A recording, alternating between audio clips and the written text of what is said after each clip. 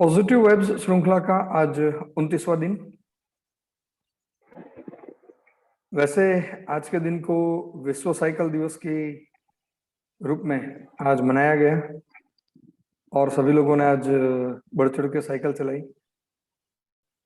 शायद पिछले 2-3 सालों से देख रहा हूं कि दिन प्रतिदिन साइकिल चलाने की जो प्रक्रिया है वो एटलीस्ट गुजरात में, राजकोट में और भारतवर्ष में दिन प्रतिदिन ये बढ़ता जा रहा है। उसका दूसरा पहलू ये भी है कि अलग अलग प्रकार की साइकिल एक्सपोर्ट तो नहीं कहेंगे मगर इंपोर्ट होने लगी है। हम पहले एक्सपोर्ट करते थे हीरो वगैरह की साइकिल, मगर अब हम इंपोर्ट भी कर रहे हैं। जो साइकिल 2-3 हजार में मिलती थी वो आज आप कोई भी स्टोर में जाते हो तो 4-4.5 हजार से लेकर 1-1.5 लाख तक की मिनिमम साइकिल आज एक कॉमन स्टोर में भी ये मिलती है। तो माने सभी लोगों की क्रेविंग एक क्या कहते हैं, एक उत्सुकता ये सारी बढ़ी है साइकिल के प्रति। और साइकिल का प्रयोग या उसका उपयोग करना हमारे अर्थतंत्र के लिए और हमारे स्वास्थ्य के लिए और हमारे फॉरेन रेवेन्यू के लिए, इन तीनों के लिए ये अच्छा है। धीरे धीरे आगे देखेंगे, पूरी श्रृंखला में जितना समय रहता जाएगा उसमें हम देखेंगे कि साइकिल का कहाँ कहाँ पर रोल हम देख सकते हैं। ये सारी बातें करेंगे। तो श्रृंखला की शुरुआत आज पहले हम करेंगे प्रार्थना से। तो दाराबेन हमारे साथ जुड़ेंगे और आज वो हमें कौन सी प्रार्थना सुनाएंगे ये बताएंगे।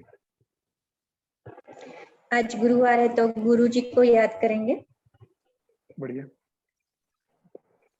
बताइए, सुनाइए। सर्वश्रुति शिरोरत्न विराजित पदाम्बुजः वेदान्ताम्बुज सूर्योय तस्मै श्री गुरुवे नमः। चैतन्यः शाश्वतं शान्तो व्योमातीतं निरञ्जनं बिन्दुनादकलातीतं तस्मै श्री गुरुवे नमः। अर्थात सब वेदों के सार रूपी रत्नों से जिसका रूप प्रकाशित है और जो वेदांत रूपी कमलों के लिए सूर्य समान है, उस पूज्य गुरु को मेरा श्रद्धापूर्वक नमस्कार है। चैतन्य स्वरूप, अमर, शांत, विश्व से पर, बिंदु और नाद तथा कला से पर रहने वाले उस पूज्य गुरु को मेरा श्रद्धापूर्वक नमस्कार है। धन्यवाद दाराबेन, आपने अगेन गुरुवार को गुरुवर्य को याद किया और शायद हम सबको आज एक मौका है ऐसा कि हम सबको हमारे गुरु को याद करना चाहिए। जिसको हम गुरु मानते हैं उसके क्या गुण थे, उनकी क्या विशेषताएं थी, उनकी क्या क्वालिटीज थी, वो केजी से लेकर हमारी लास्ट एजुकेशन में कहीं भी ये हो सकते हैं। तो उनको हमें याद करना चाहिए और उनको आज में प्रणाम समर्पित करना चाहिए। धन्यवाद आपका दाराबेन। आगे चलेंगे हम आज के विषय की ओर। तो शारदा बहन हमारे साथ जुड़ेंगी। तो शारदा बहन, कल आपने ये बताया था कि हम अनुमति लेकर आज आप कुछ ग्रह विज्ञान हम आज से शुरू करने वाले हैं। बताइए आज आप कौन से ग्रह से शुरू करेंगे? वैसे आज दिन बढ़िया है, गुरुवार है और हमारी श्रृंखला की शुरुआत भी इसी दिन हुई थी। और शिक्षण कार्य जो भी शुरू होता है वो भी हम गुरुवार से ही शुरू करते हैं, तो ये शुभ दिन है और सभी गुरुओं को भी हम इस दिन याद करते हैं। गुरु क्यों गुरु है? क्योंकि वो सबसे बड़ा है, इसीलिए इसे गुरु कहते हैं। उसके पास कोई ऐसी चीज है जो हमारे पास नहीं, हमसे कुछ ज्यादा है उसके पास। तो गुरु ग्रह का भी कुछ आज हम उसी से शुरुआत करेंगे और सौर मंडल की और एक सप्ताह के लिए हम प्रयाण करने वाले हैं। बताइए। सौर मंडल का पहले तो ये जान लेते हैं कि सौर मंडल क्या है। जी, सूरज के चारों ओर चक्कर लगाने वाले ग्रहों को चक्कर लगाने वाले उपग्रह, क्षुद्र ग्रह, धूमकेतु, उल्कापिंड आदि सम्मिलित स्वरूप को सौर मंडल कहते हैं। अन्य कोई तारों, अन्य ग्रह हमारे सौर मंडल का हिस्सा नहीं है। पूरे सौर मंडल का केंद्र बिंदु सूर्य होता है और सौर मंडल के अंदर जो हमारा गुरु ग्रह है उसे जुपिटर या बृहस्पति के नाम से हम जानते हैं। उसके बारे में हम आज थोड़ी बहुत जानकारी आपके साथ साझा करेंगे। बृहस्पति सूर्य से 5वां और हमारे सौर मंडल का सबसे बड़ा ग्रह है। यह प्रमुख रूप से गैस पिंडों से गैस का पिंड है जिसका द्रव्यमान सूर्य के हजारों भाग के बराबर तथा सौर मंडल में मौजूद अन्य 7 ग्रहों के कुल द्रव्यमान का 2.5 गुना है। बृहस्पति को शनि, अरुण और वरुण के साथ एक गैसीय ग्रह के रूप में वर्गीकृत किया गया है। इसे रात्रि में नरी आंखों से देखा जा सकता है। यह 13 किलोमीटर प्रति सेकंड की रफ्तार से सूर्य के इर्द गिर्द 11 वर्ष में एक चक्कर लगाता है, यानी कि धरती पर 10 घंटे में ही घूम जाता है। इस तरह सूर्य उदय और अस्त होता है, उसी तरह बृहस्पति जब भी अस्त होता है तो 30 दिन बाद पुनः उदित होता है और वह जब उदित होता है तो 128 दिन तक सीधा अपने पथ पर चलता ही रहता है। सही रास्ते पर अर्थात मार्गीय होने के बाद वह 128 दिन तक परिभ्रमण करता है एवं इनके पश्चात पुनः वह अस्त हो जाता है। गुरुत्वाकर्षण शक्ति से 318 गुना ज्यादा पृथ्वी से 318 गुना ज्यादा है। इसलिए धरती पर आने वाले तूफान जो है, जो उल्कापिंड है, उससे अंतरिक्ष में यह हमें सबसे ज्यादा वह बचा लेता है, क्योंकि उसमें गुरुत्वाकर्षण ज्यादा है तो वहीं पर उल्कापिंड है वो सब वहां पे केंद्रित हो जाते हैं और चिपक जाता है। बृहस्पति के प्रथम धुंधलीय वलय प्रणाली है जो मुख्य 3 भागों में बनी है। अंदरूनी छली उपेक्षाकृत चमकीली मुख्य छली बाहरी और पतला छला है। ऐसा लगता है कि यह छल्ले शनि के छल्लों जैसे बर्फीले न होकर धूल से बने हैं। संभवतः इससे मुख्य छला एड्रास्टिया और मटिस चंद्रमा की सामग्री के छटने से बने हैं। यह आमतौर पर चांद पर वापस गिरने वाली यह सामग्री है जिसे बृहस्पति शक्तिशाली गुरुत्वाकर्षण से अपनी ओर खींच लेती है। यह माना जाता है कि पृथ्वी की तरह बृहस्पति पर भी जीवन की आंशिक संभावना नहीं है। यहाँ के वायुमंडल में पानी के केवल छांटों की मात्रा है। तो यह थोड़ी बहुत जानकारी थी गुरु, और बहुत कुछ है लेकिन समय की भी मर्यादाएं है। उसके बारे में जो रिसर्च हुआ है, समय मिला तो कभी वो भी बताएंगे। धन्यवाद शारदा बेन। और अकॉर्डिंग टू द ज्योतिष जब बात होती है तो गुरु विद्या के ग्रह माना जाता है और गुरु की उपासना विद्या प्राप्ति के लिए भी मानी गई है। और पोखराज जो है वो जो नंग है वो गुरु जो ग्रह है उसका प्रतीक माना जाता है। तो इस तरह से ये भी थोड़ी इंफॉर्मेशन है जो मैंने जोड़ने का प्रयास किया है इसमें। तो धन्यवाद आपका। आगे चलेंगे हम भगवद गीता ज्ञान की तरफ। अनीता बेन भी जुड़े हुए हैं। तो अनीता बेन, आज आप तीसरे अध्याय के कौन से श्लोक आगे बताएंगे, ये बताइए और फिर उसका पठन करिए। सर, आयो। आज श्रीमद् भगवत गीता के तीसरे अध्याय कर्मयोग का 22वां, 23वां और 24वां तीनों श्लोकों का पठन हम करेंगे और उनका भावार्थ समझने का प्रयास करेंगे, जिसमें कर्तव्य कर्म की ही बात है, तो उस बात को हम आगे बढ़ाएंगे। 22वां श्लोक। न मे पार्थास्ति कर्तव्यम् त्रिशलोकेषु किंचन नानवाप्तमवाप्तव्यम् वर्त एव च कर्मणि। 23वां श्लोक।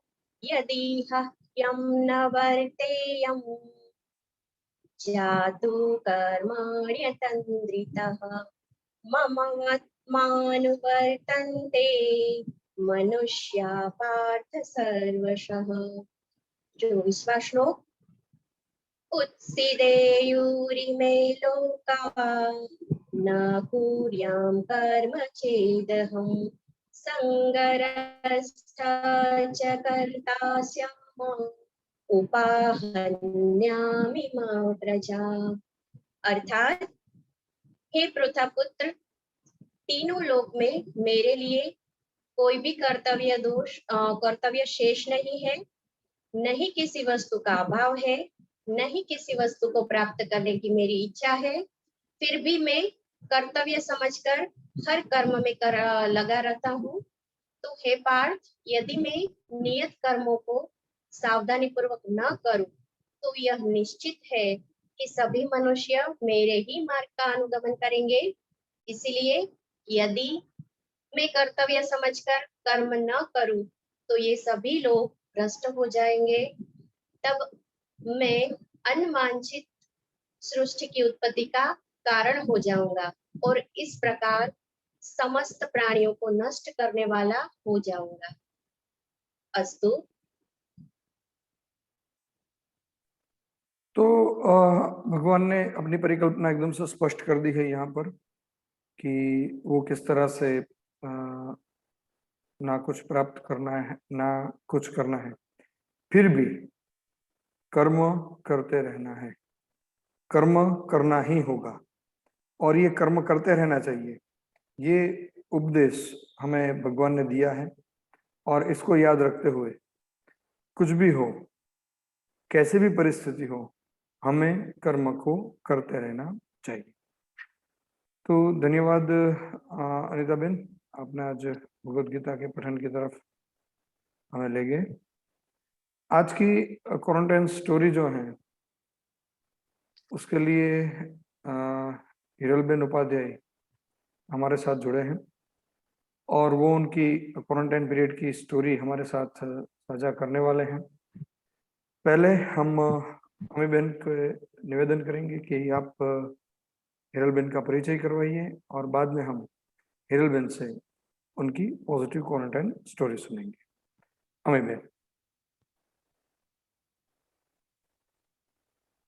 जी, आज हमारे साथ जुड़े हुए हैं श्रीमती हिरल निखंज उपाध्याय, एक मृदुभाषी और हंसमुख व्यक्तित्व।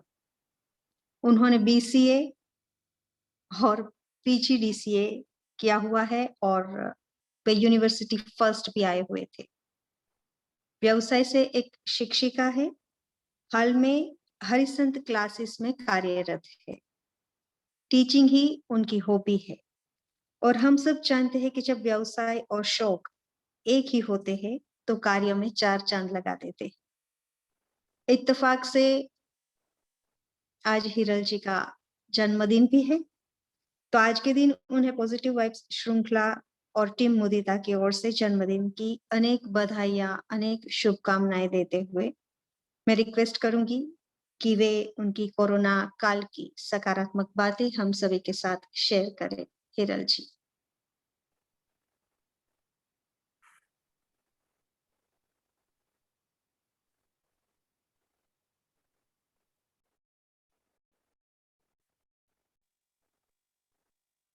धन्यवाद अम्मी जी। नमस्कार, मैं हिरल उपाध्याय। पहले तो मैं अपने आप को इतना लकी समझती हूँ कि आज मेरे जन्मदिन के दिन ही मुझे पॉजिटिव वाइब श्रृंखला में ये मेरी जो कोरोना की जर्नी है ये शेयर करने का मौका मिला। तो उसके लिए मैं अपने आप को खूब खुशनसीब समझती हूँ। और ये पॉजिटिव वाइब श्रृंखला और उसकी टीम को उसके लिए सबसे पहले धन्यवाद करती हूँ। जो कोरोना की जर्नी है वो मेरी अकेले की नहीं, जैसे कि मेरे पूरे फैमिली को कोरोना की जर्नी में हम सबको गुजरना पड़ा। सितंबर 2020 सुबह को सबसे पहले मेरे पति को बुखार आया, फिर शाम को मुझे बुखार आया और दूसरे दिन मेरे ससुर जी और मेरी सास दोनों को बुखार आया। तो थोड़े तो हम चिंतित हो गए कि सबको एक साथ, जितने मेंबर्स है घर में, मेरे बेटे को छोड़ के हम सबको बुखार आया। सब चिंतित हो गए। तो सबसे पहला काम हमने यही किया कि हमने हमारे डॉक्टर श्रीमान गौरांग व्यास को कांटेक्ट किया और उससे पूछा, उससे बातचीत की कि भाई हम सबको बुखार आया। तो सबसे पहली सलाह उन्होंने हमें दी कि सब आइसोलेट हो जाओ, एक दूसरे से दूर हो जाओ। उसकी सलाह के मुताबिक हम सब अलग अलग रूम में आ गए। अब ऐसा तो लग रहा था कि शायद कोरोना हो, तो सबसे पहले हम सब ने टेस्ट करवाया जो कि पॉजिटिव निकला। फिर क्या है कि थोड़ी ऐसे डर आ जाता है कि नहीं मुझे कोरोना है, मुझे कोरोना है। तो डर क्या है, कोरोना बढ़ा देता है। पर इतनी पॉजिटिविटी मिली सबसे, हमारे घर वालों से एक दूसरे ने पॉजिटिविटी दी, फिर हमारे सभी दूसरे फैमिली मेंबर्स, डॉक्टर साहब ने सबको बोला कि ठीक है कोरोना है, उसे तो हम हरा सकते हैं। तो फिर कोरोना के सामने हमने लड़ाई शुरू की। दूसरे ही दिन से जैसे डॉक्टर साहब ने हमें पहले तो पूरे दिन की दिनचर्या का लिस्ट बना दिया, क्या करना है, सुबह उठ के क्या करना है, दोपहर को क्या करना है, शाम को क्या करना है। तो पहले ही दिन से, जिस दिन कोरोना पॉजिटिव आया, पहले ही दिन से वो एक टाइम टेबल हमने फॉलो किया। भाई अब तो कोरोना में से बाहर निकलना ही है, और जबकि डॉक्टर ने बोला है कि ये करना है तो वो करना ही है। तो सुबह के ब्रेकफास्ट से लेके सुबह उठो, उससे पहले प्राणायाम, उसके बाद प्राणायाम से लेके रात को सोने तक की दिनचर्या का एक टाइम टेबल बन गया सबका। और उसमें 14 दिन की जर्नी में मुझे थोड़ी ज्यादा प्रॉब्लम हुई, जैसे कि ब्रीथिंग प्रॉब्लम हुआ, चेस्ट पेन हुआ, भूख नहीं लग रही थी, थकान ज्यादा लग रही थी, बहुत प्रॉब्लम हुआ। पर फिर भी ये कोरोना को हराना था। तो सुबह योग प्राणायाम से दिन की शुरुआत हुई, फिर 10 बजे नींबू पानी लेना था, और जो आयुर्वेदिक काढ़ा था वो दोपहर को लेना था, शाम को लेना था, दवाइयां लेनी थी, समसमी वगैरह जो भी लिस्ट में था वो सब हमने किया। साथ साथ जो अ, हमने एक टाइम टेबल के मुताबिक सबका 2-2 घंटे में जो ऑक्सीजन लेवल है वो हमें लगातार मापना था, टेम्परेचर मापना था, वो सब भी साथ साथ किया। पर वो सब फैमिली मेंबर्स के साथ हंसी खुशी किए। ऐसे नहीं कि डर गए, चलो कोरोना है, अब उसमें कोरोना है, अब इसमें से कैसे बाहर आएंगे। सभी एक दूसरे का सहारा बने, और एक दूसरे का सहारा बन के हमने हमारी 14 दिन की जर्नी कंप्लीट की। तभी पता चला कि इसमें से बाहर आने के लिए हमें थोड़ी नहीं थोड़ी से ज्यादा मेहनत हुई, और जिंदगी कैसी है उसका भी परिचय हुआ। फिर डिसाइड ही किया था इसमें से बाहर आना है और सबको बाहर आना है। तो हंसी खुशी 14 दिन पूरे किए, रेस्ट भी किया, काम भी किया। फिर अब तक वो ठान लिया था कि नहीं, अब जो डॉक्टर साहब बोलेंगे वो करना ही है। तो तब से लेके योग, प्राणायाम, क्रियाएं, जो भी डॉक्टर साहब ने बताया वो सभी हमने फॉलो किया, क्योंकि पता था कि एक जैसे हम बोलते हैं कि तारणहार है, हमें मिल गया है, उसे हमें फॉलो करना है, तो उसको फॉलो करते रहे और 14 दिन निकल गए। 14 दिन नहीं, जैसे कि हम मानते हैं कि चलो अभी तो कोरोना है, गया नहीं है, तो अभी क्या है कि प्रिकॉशंस लेने ही है।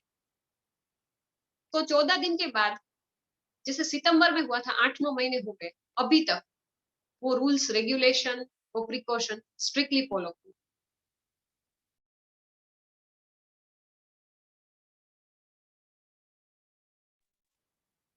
उसके बाद हमने कोरोना फिर से टेस्ट करवाया, सबका टेस्ट नेगेटिव आया, सब खुश हुए।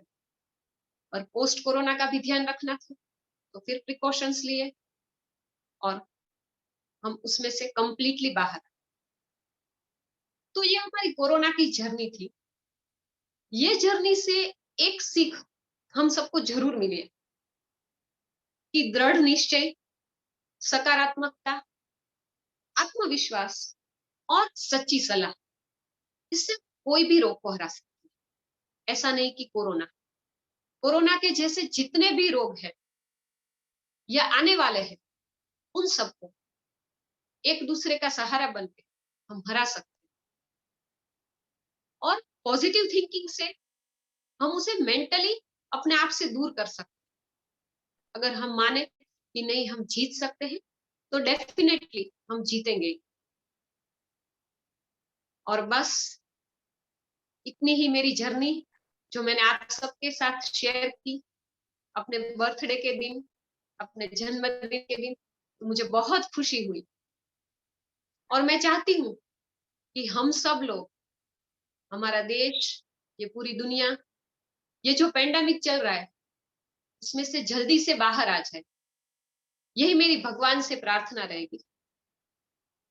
और बस उसके आगे तो फिर मैं अपना कंप्लीट करती हूँ और आप सबका फिर से धन्यवाद करती हूँ और थैंक यू वेरी मच।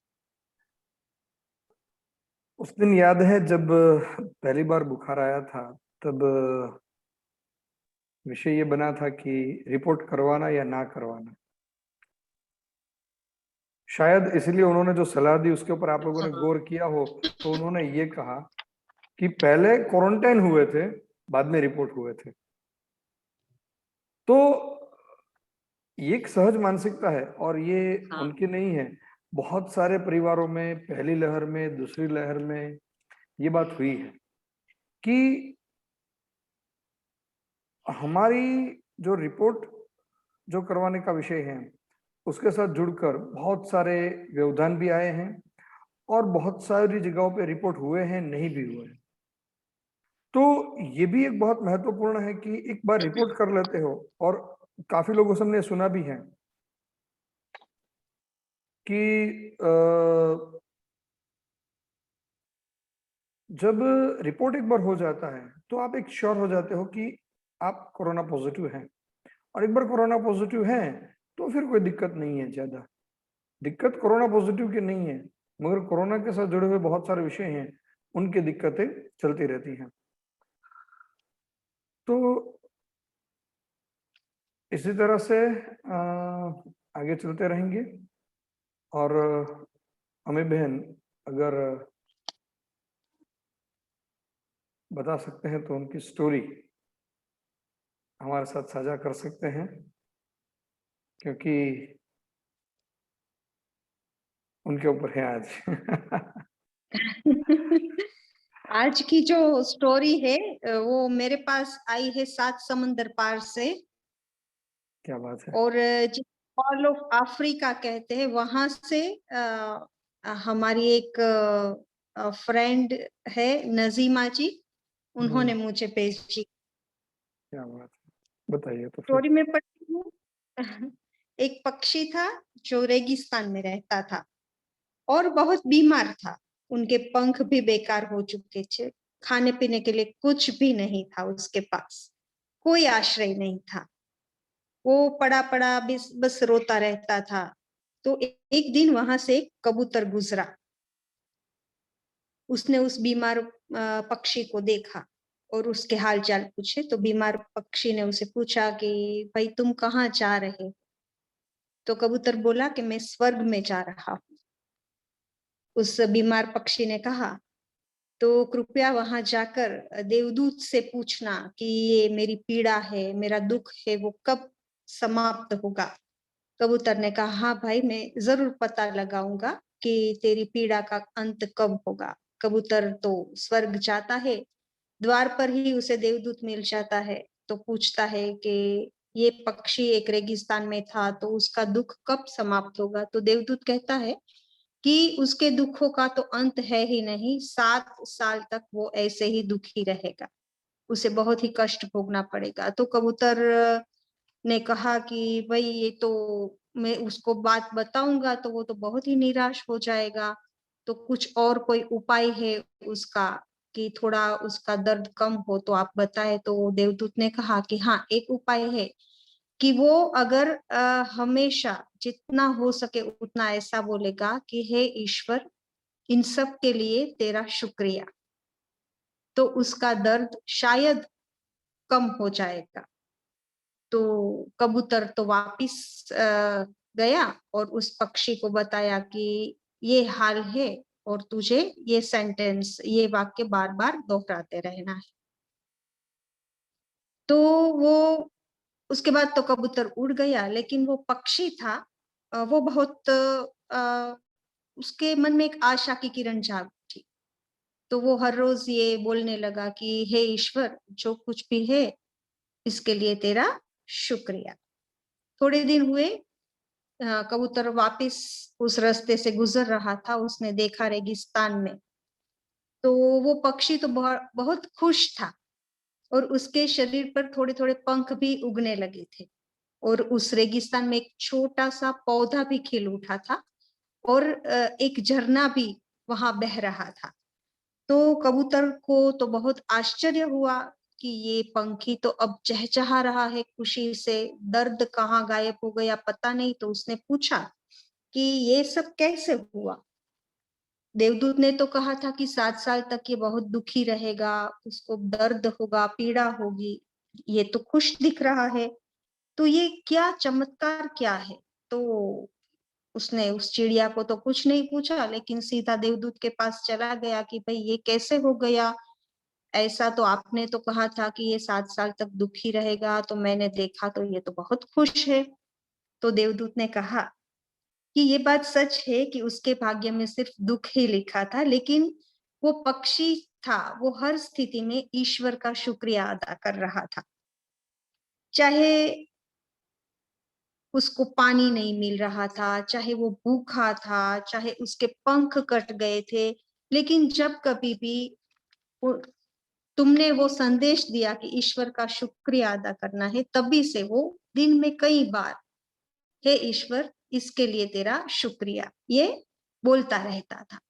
इसलिए उसके जो 7 साल थे वो 7 दिन में बदल गए और खुशियां उसके सामने चहकने लगी। मतलब मन प्रसन्न चाहिए, क्या प्रासाद क्या कुटीर। तो नजीमा बेन ने ये स्टोरी तो मुझे 1 हफ्ते पहले भेजी थी, लेकिन मैं इस बात का अनुभव करना चाहती थी, इसीलिए ये स्टोरी मैंने आज पढ़ी। नजीमा बेन ने जब ये कहानी भेजी तो मैंने भी उस दुखी चिड़िया के रूप में अपने आप को देखने का प्रयास किया और मैंने भी हर स्थिति में ईश्वर का आभार मानना शुरू किया। जैसे कि एक दिन मेरा सिर दुखने लगा था, सर को पता है, मैंने सर को भी बताया था। तो मैं ईश्वर का मैंने आभार माना कि हे ईश्वर, मेरा बाकी का शरीर है वो तो अच्छे से चल रहा है। तो जब ऐसा मैंने सोचकर ईश्वर का शुक्रिया अदा किया तो मेरा सिर दर्द भी धीमे धीमे ऐसा मैंने महसूस किया कि मैं धीरे धीरे स्वस्थ होने लगी। इसीलिए ऐसा करने से मुझे एक बात और भी याद आई जो हमारे शास्त्र में भी लिखी है कि मन एवं मनुष्याणाम कारणम बंधन मोक्षयो। वैसे देखा जाए तो प्रसन्नता बिल्कुल हमारे इर्द गिर्द नृत्य करती है। हमारे चारों ओर सुख ही सुख है, खुशियां ही खुशियां है। वृक्ष की डाल पर हम अगर देखें तो झूलते हुए पंखियां है, फ्लावर्स उस पर उगे हुए हैं, कुदरत के अनमोल नजारे हैं, हंसते खिलखिलाते बच्चे हैं। समंदर की लहरों का अगर हम संगीत सुने तो वो भी हमें आनंद प्रदान करता है, बहते हुए झरने। और कोई कई दूर नहीं जाना है तो हमारे जीवन साथी जो है, उनके चेहरे पर जो स्मित होता है वह, और न जाने क्या क्या, बस एक नजरिया चाहिए उसे खोजने का। तो यहाँ मैं मेरी स्टोरी समाप्त करती हूँ। कंक्लूजन सर करेंगे। धन्यवाद। धन्यवाद। धन्यवाद बहन, आपने इस विषय को रखा। शायद मैं कहूंगा कि अब 7 साल या 7 दिन ये विषय नहीं है यहाँ पर, जो मेरी समझ जो थोड़ी है उस विषय में। क्या आप ये मानते हैं कि हम ये शुक्रिया अदा करते हैं तो हम क्या दुख दूर हो जाता है? जो दुख है वो तो रहेगा, अपनी जगह पे रहेगा, मगर बाकी की जो जगह है हमारी अच्छी है, जिस दुनिया को हमें देखना है वहां हम देखते हैं, और जब वहां देखते हैं तो हमें हमारा दर्द है वो महसूस नहीं होता है। और ये बहुत ही बड़ी बात है। और शायद एक बहुत पॉपुलर स्टोरी एक भी हुई थी कि बहुत पॉपुलर हुई थी ये कि 2 पेशेंट थे और एक रूम में थे, एक खिड़की के पास था, एक खिड़की के दूर था, और खिड़की के पास रहा हुआ पेशेंट रोज कहता था कि हाँ कितनी अच्छी सुबह है, ये है वो है, बहुत पॉजिटिव बातें करता रहता था। दूसरे पेशेंट को भी लगता था कि मुझे वहां पर रहना चाहिए तो मैं भी ये सब कुछ महसूस कर पाऊंगा। कुछ दिनों बाद वो जो विंडो के पास था वो पेशेंट का देहांत हो गया, और उसने नर्स को बोला कि मुझे वहां जाना है क्योंकि मुझे दुनिया देखनी है। और वहां जाके देखा तो वही हॉस्पिटल का नजारा था और कुछ था नहीं कुछ। तो फिर उसने पूछा कि नर्स से पूछा कि यार ये यहाँ कुछ दिख नहीं रहा है, तो ये सब बोल क्यों रहा था? तो कहने का तात्पर्य वहां भी यही था कि जब आप अपने आप को पॉजिटिव रखते हो, सकारात्मक रखते हो, तो कोई भी चीज है, कोई भी दुख है, कोई भी दर्द है, वो हमसे काफी दूर चला जाता है। और छोटी छोटी बातें, एक हमारे घर में कोई छोटा सा पौधा है, उसमें एक नए पत्ते भी आते हैं तो भी हमें खुशी मिलती है, एक नया पुष्प खिलता है तो भी हमें खुशी देता है। अगर हमारे ऊपर जो आकाश है, आकाश में अगर बादल का एक नया स्वरूप बनता है तो भी हमें आनंद आता है। और अगर संध्या कुछ नए रूप में खिलती है, आप लोगों ने देखा भी होगा, और तो एक नए रूप में खिलती है तो भी आपको आनंद मिलता है कि हाँ आज तो संध्या कुछ और रूप से खिली है। हर रोज तो ऐसी होती है, आज पिंक कलर है, आज ऑरेंज कलर है। सूर्योदय हो, सूर्यास्त हो, आस हो, पास हो, कोई भी प्रक्रिया हो, उस सब में हमें आनंद की प्राप्ति होती है। शायद कुछ दिनों पहले अगर आपने कंपटीशन बेस्ट जो इंद्रधनुष कहते हैं, वर्ल्ड के लिए कंपटीशन जो रहती है फोटोग्राफी की, उसके कंपटीशन में बेस्ट इंद्रधनुष की कंपटीशन थी, उसके फोटोग्राफ्स लोगों को भेजने थे। अगर उस फोटोग्राफ्स जो चुने हुए 10 फोटोग्राफ्स थे, कोई अमेरिका से था, कोई साउथ अमेरिका से था, अलग अलग कंट्री से थे सारे, ग्रीस से था कोई, तो अगर आप उसको देखते हो तो आपको लगता है कि एक ही संध्या कितनी तरह से खिलती है, कुछ नदी के बीच में, कहीं पर्वत के बीच में। 2-3 दिन पहले एक ऐसा पिक्चर आया था कि पूरा वृक्ष था, उसके बीच में एक सूर्य की जितनी ही जगह थी और सूर्य उसके बीच में आ गया, तो लगता ऐसा था कि सूर्य को हरे पत्ते लग गए। तो हम अगर ढूंढने जाते हैं तो हकारात्मक तो हमारे पास इतनी है कि हम ढूंढते ही रह जाएंगे। तो सीख ये वार्ता का यही है कि हम बस उस हकारात्मकता तो ढूंढते रहें और हर वक्त कहें कि हाँ ईश्वर जो परम तत्व है, ईश्वर का कोई नाम नहीं है, कोई स्वरूप नहीं है, जो भी है परम तत्व जिससे हमारा जीवन चल रहा है, उससे हम कहें कि तेरा धन्यवाद है कि मैं ये देख रहा हूं। जब भी करें तो उसका आनंद लें। कोई भी चीज हो, छोटी से छोटी चीज, कोई छोटा सा अच्छा काम करे तो भी उसका धन्यवाद करें, कोई आपको दुख दे ना तो भी उसको धन्यवाद कहना चाहिए मेरे ख्याल से। तो अगर आप रास्ते पे जा रहे हो, किसी से आपकी टक्कर हो जाए तो उसको कहना चाहिए थैंक यू यार, तुझे नहीं लगी ना, मुझे तो नहीं लगी, तुझे नहीं लगी ना। अगर इस हद तक अगर हम सोच सकते हैं तो शायद मैं नहीं समझ रहा हूँ कि दुख कहीं है, दर्द कहीं है, सभी जगह खुशी खुशी है। तो ऐसी बहुत बढ़िया बात अमी बहन ने आज बताई और नजीमा बहन ने ये स्टोरी भेजी, इसलिए आप दोनों का धन्यवाद। और आज की ये हमारी श्रृंखला यहीं तक थी। आगे हम शांति मंत्र के लिए आगे बढ़ेंगे और धारा बहन से मैं कहूंगा कि सबके स्वास्थ्य की प्रार्थना हमारे पुराणों के वेदों के मंत्र से करें, शांति मंत्र का पठन करें। ओम सर्वे भवन्तु सुखिनः, सर्वे सन्तु निरामयाः, सर्वे भद्राणि पश्यन्तु,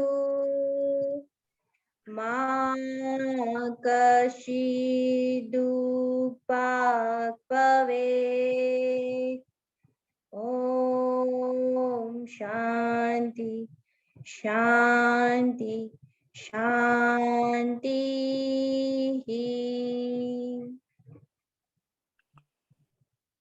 कुछ ही समय के बाद ये एपिसोड पॉजिटिव वाइब्स श्रृंखला की जो यूट्यूब चैनल है उसके ऊपर भी उपलब्ध हो जाएगा, और आप जितने भी लोग उसको सब्सक्राइब किए हुए हैं उनको एक नोटिफिकेशन की भी मिलेगा। तो आप भी अपने ग्रुप में इस विषय को, एक पॉजिटिव स्टोरी और एक पॉजिटिव बात को शेयर भी कर सकते हैं। और हर रोज आप लोग हमारे साथ जुड़ते हैं, इसलिए आप सभी का भी बहुत बहुत धन्यवाद मैं करता हूँ। जो लोग रेगुलरली हमारे एपिसोड्स देखते हैं और जिनके फीडबैक्स मुझे फोन मैसेज या इस तरह से मिलते हैं, तो उन सबका भी मैं धन्यवाद करता हूँ। कल रात 9:30 बजे फिर से हम मिलेंगे। तब तक के लिए आप सभी लोग स्वस्थ रहें, सलामत रहें और हकारात्मक रहें। धन्यवाद।